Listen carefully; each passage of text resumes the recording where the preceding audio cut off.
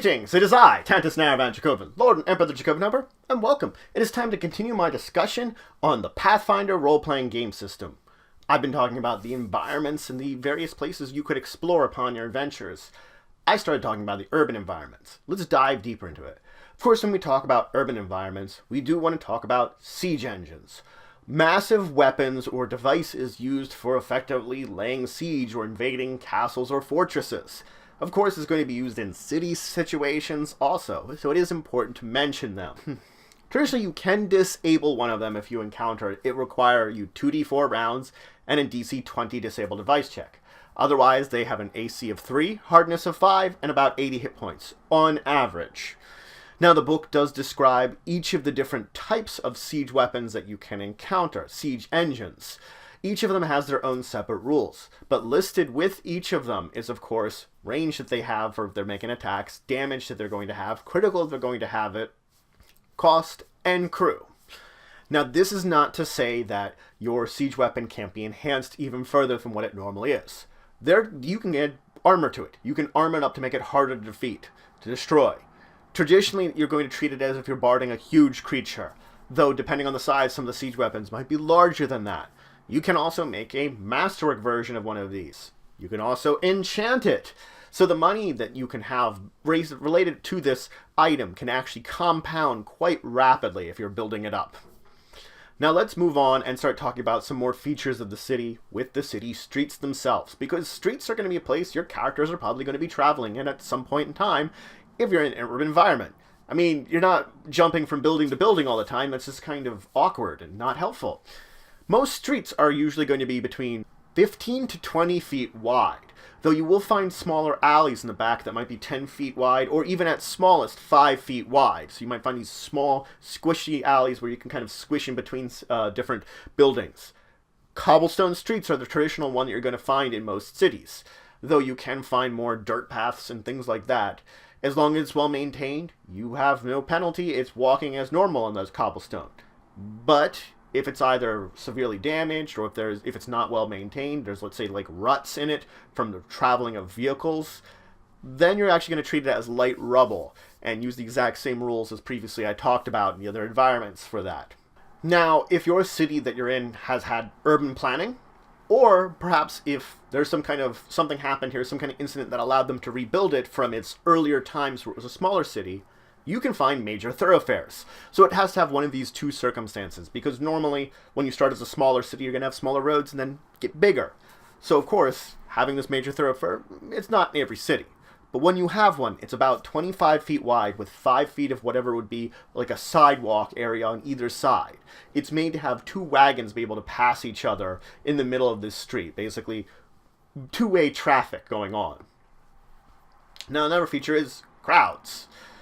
Cities have people. People are going to be moving around a lot, and incidents could come, especially if you're in a major part of the city that's well maintained and there's a lot of people there, you're going to run into crowds. Rather than treat crowds as individual people, because that's difficult to do, and keeping track of all that is hard, treat them as a hazard that occurs in different squares. You might say this 5-foot square has a crowd of people in it. You're not going to define how many people it is, but then you can sort of spread out an area of a number of squares of people that represent a larger crowd.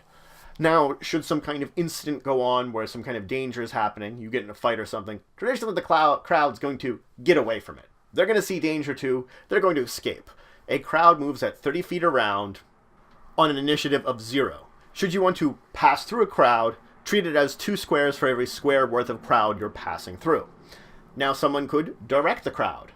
You can either use a DC 15 diplomacy check or a DC 20 intimidate check to direct a crowd where you want it to go.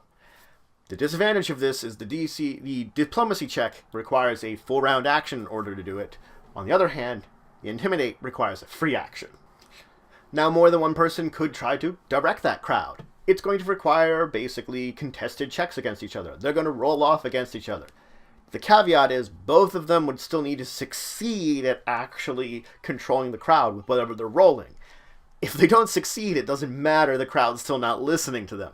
So they both have to beat the normal DCs and each other. Let's talk about rooftops, because characters traveling around rooftops is something that can occur. Now, if you're in an area that's very tropical, hot all the time, you're more than likely going to find flat rooftops. They don't have to worry about things like snow building up or a lot of precipitation kind of staying on top of the rooftop. In areas where you find things like snow, it's going to have those slanted rooftops so that it can fall off. Slanted rooftops make it harder to travel. Depending on how you're traveling across that rooftop, it can be anywhere from DC 20 acrobatics to DC 10 in order to travel across it. Again, it's going to depend on how and where you're traveling upon it, and you can check the book for exact details. Now, when you're traveling across a roof, it's going to end.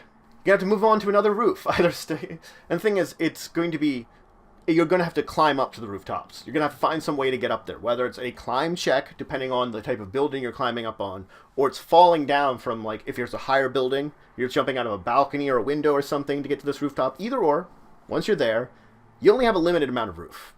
Once you get to the end of the roof, normally it's 1d3 times 5 feet to the next roof.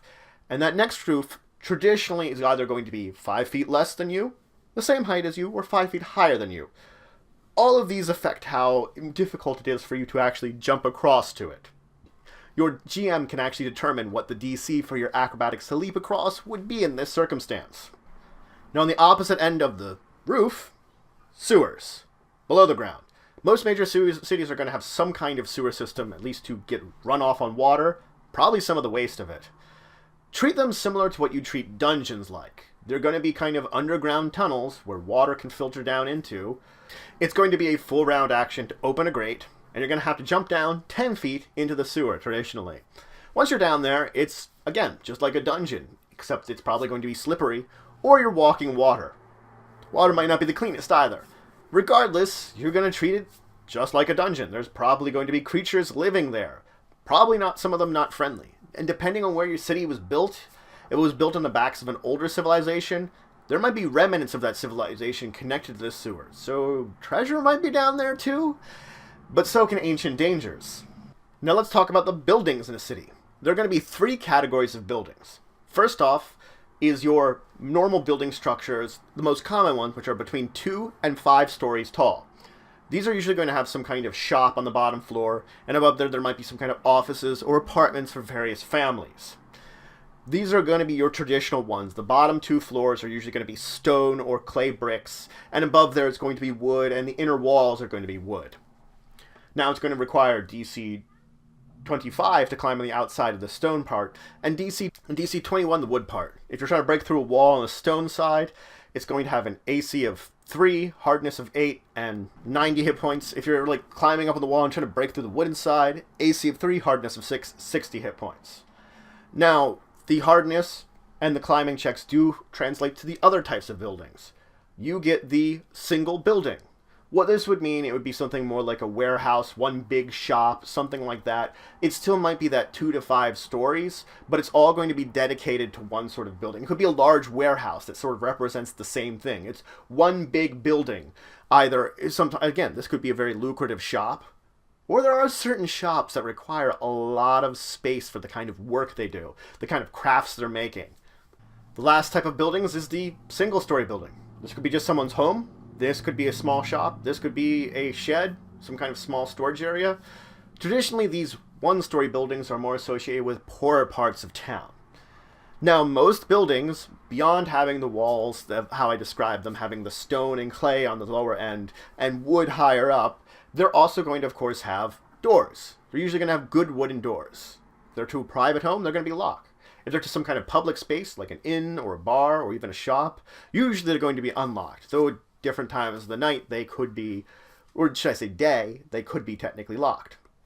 Last, I do want to talk about lighting in a city, because this is important. During the day, you're usually fine, but at night, cities can be dark. Important and major thoroughfares are traditionally going to be lit with lanterns. You'll find a lantern hanging about 7 feet high, usually attached to a building, approximately 60 feet from each other. So if you're on some kind of major thoroughfare within the city, you're probably going to find some light. Secondary thoroughfares and alleys, dark. Most citizens either try not to travel in those areas, or they hire lantern bearers to carry lanterns with them if they don't have anything of themselves. Usually people to basically escort them through the city.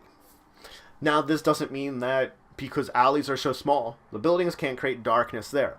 but it's not the same kind of darkness that you're going to exist at night. You can still hide within it, but you really only get a +2 circumstance bonus to your stealth checks while you're trying to hide in it. It's dark enough that I can sort of try to be stealthy, but it's not a great stealth. Not like it was total darkness. So that's it for today. I finished up talking about the urban terrain. I talked about siege weapons, which are important for basically city-based combat, castle and fortress-based combat. I moved into some more features of a city. Its streets, the crowds of people that are there, the roofs, the sewers, of course the buildings themselves, and what kind of lighting you may encounter there when you're traveling at night.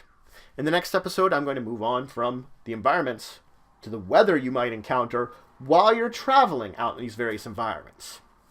So if you have any questions, comments, anything you would say, anything you think I left out, please leave in the comments below. Please like, share, and subscribe. It shows support the channel, the empire, the work I do. If you want to show some extra support, you could always check out my Patreon, link in the description below. But regardless, until the next time, I bid you farewell.